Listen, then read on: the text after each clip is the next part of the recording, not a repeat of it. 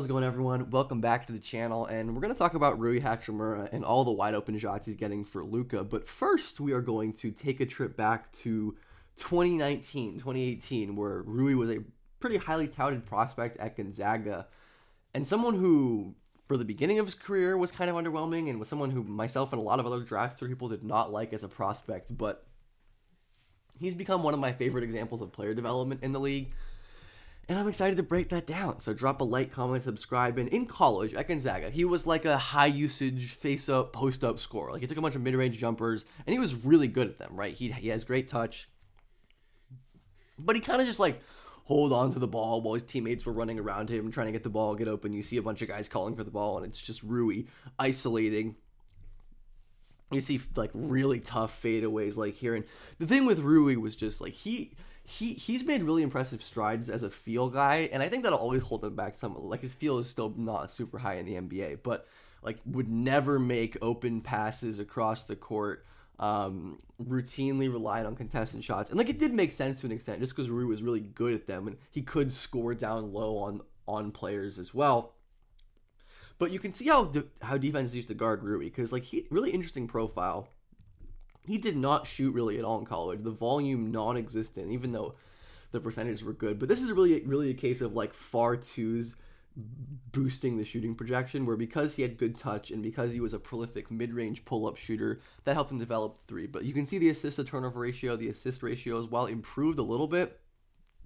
And I guess the positive improvement trajectory was also another thing to point at as another good indicator. But you can see how like Fiondu Calvin-Gele, shout out to this Florida State team, was guarding him, just like sagging off. He's gonna walk into a pull-up mid-range, and Rui just was never super comfortable playing off of the catch, and teams had no problem leaving him pretty wide open and just daring him to do stuff like against switches or with slower players on him.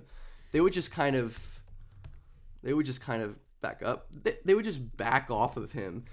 Even though Rui was a pretty good driver and could really finish, they just weren't as worried about his jumper overall. And then the other big thing when it comes to Rui is the playmaking and the feel, where so many missed passes, right? Rui has 22 here wide open in the corner, just doesn't take it. And then he could honestly dump it down right here to, I think that's Petrusev, or is that Tilly?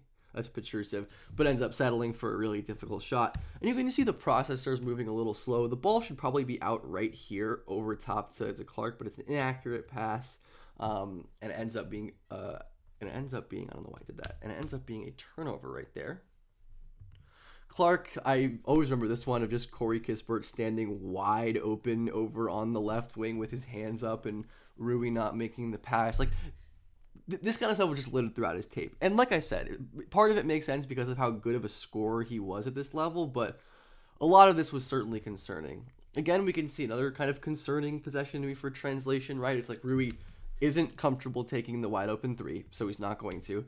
He's not going to pass to Clark with a mismatch, and I believe he does end up scoring on this possession, or like just long isolation. Oh wait, no, he draws a charge here. Just kind of running into a defender, ends up making the shot. But point being, Rui just had a lot of these moments where he wasn't seeing open passes, driving into contested paints. Again, another like zero wide open for three.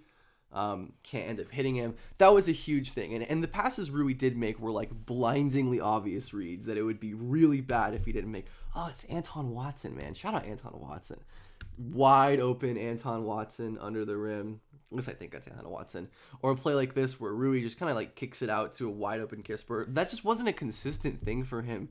And it, still has taken time in the NBA. And even on plays where he does score, like, you can see Rui was a really impressive driving scorer against Cam Reddish here. Overpowers with strength.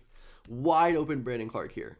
But Rui just muscles it over Javin Delore, another old Duke role player who I really liked. He's like old Sion James. Hachimura, like, again, was a really interesting mid-range scorer, and we could see some of, like, the beginnings of the way he's going to be used now, running a pick and pop, but instead of fading to three, he fades to the free throw line and just hits a wide-open jumper, like, smooth bucket there for Rui overall, and he was just a really good opportunistic finisher and cutter, which is something I did not value back then as much as I would now, where he can just catch the ball above the rim. He's got great balance and touch and body control, even if he's not like the most explosive guy in the world. But then we look at his early career with the Wizards, and it was a lot of the same. This is from 2023 before he got traded to the Lakers. He wasn't a super impactful player, kind of like low efficiency, high volume scorer, and you could see the same problems, right? Going under screens, like he's going to walk into a 20-footer that he's going to make, but defenses weren't threatened by him much as a perimeter player. And he was always, always did his thing as a post scorer, but just really liked to take the tough post fadeaways. This is what Rui's usage looked like, right? It was a lot of mid-range, a lot of ISO, a lot of post-up, very similar to the college usage, and still, what was like a fine player, but probably not what the Wizards were hoping for when they took him 9th or 10th overall or whatever it was. And we see against a good team like the Celtics, who would just ignore Rui completely right here. Like, he doesn't punish them there, and I think Rui was on like 32% this season, or maybe it was higher. I don't actually remember, but Smart is supposed to rotate out to Rui and just does not care, is sitting in the paint on Beal and doesn't close out to Hachimura because he's not a three-point shooting threat. And of course, then he can't use his driving threat overall. A lot of these like empty post-ups and just contested shots. Again, very similar to the Gonzaga tape that we had just watched, right? Turnovers in crowded paints. But the Lakers really did save him. And I think this is such a good example of how important situation is for players. This year and into last year into this year, we can see the change in his frequencies, where his mid-range this year and last year career low, mid-range, but long mid-range, 8% of his shots compared to 19%, 25%, and then his three-point frequency has continued to increase. One of the more impressive examples to me recently of volume increases as a shooter. But Hachimura now is just like got to be the happiest guy in the world. He gets to play with two of the best passers in the history of the world and just feast on wide open threes. And you can just see how much more confident he is, and that he's grown in the span of just a couple of years to where now he's a legitimate pick and pop threat. And one of the most impressive things to me for Hachimura is how much he's improved as a decision maker. He's still not perfect. He's never going to be like a high volume assist guy, but look how quick he reads the floor here. Goes up to take the shot, notices that everyone has eyes on him, so he's just going to kick it right back to Austin Reeves, who's wide open for a three. It's like a lot of these simple plays that he had just never been able to make, and a lot of players aren't able to put into their game. But again, we see the value of situation and role and context, where the Lakers, last year with Ham and JJ Redick just like totally transformed his role. It's like you're going to set screens, and instead of popping to the free throw line like he did in college, he's going to pop to the wing and get a wide open shot because two guys stay with LeBron fucking James, right? That Gonzaga team was great, but he didn't have LeBron. And Rui overall, just like as a playmaker, decision maker, we've seen quite a few of these passes already in this video where he's driven into like a post up in the middle and just turn the ball over, taking a bad shot. But it's like, nope, Jordan Goodwin's wide open on the wing. I'm going to kick it out with my left hand, and he's going to hit a wide open three, right? It's simple stuff that is really effective because Rui is a great and talented scorer that's just not talented enough. And I really like how he's kind of just scoring and impacting plays within the flow of the offense. This is maybe my favorite Rui play of the clip, honestly. He's sealing a smaller defender in early offense. Great stuff. The Lakers do this a lot. Catches the ball, immediately passes it out to Goodwin. Goodwin is going to end up kicking it out. Rui relocates to the opposite corner for three. Confident catch and shoot over a contest. Like, this is the perfect one play encapsulation to me of the Rui Hachimura evolution, where he's an off-ball guy, he's a perimeter guy, he's a better passer, he's being more physical and aggressive on the interior. Like, it's just a really cool transformation. Again, another quick kick from the middle of the zone. We saw so many plays where Rui just wasn't able to do anything from the middle of the floor, and now Rui is much more comfortable in that spot. And he's not going to be perfect, right?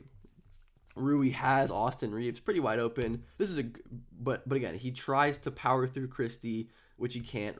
Kyrie comes in the double team, and it is a really good play by Kyrie, honestly, overall. But again, I don't think Hachimura is ever going to be like a lightning quick processor of the game, but he doesn't need to, right? Like, He just needs to be decisive, attack in space. Like when you're playing with Luka Doncic, you are going to get entire sides of the court open to yourself to attack. And he easily beats his man to the basket and ends up scoring. But the point being, man, is just how cool it is that Rui has changed so drastically his style of basketball. We see another early offense seal. It's just simple stuff that the Lakers are leaning into. Credit to them, right?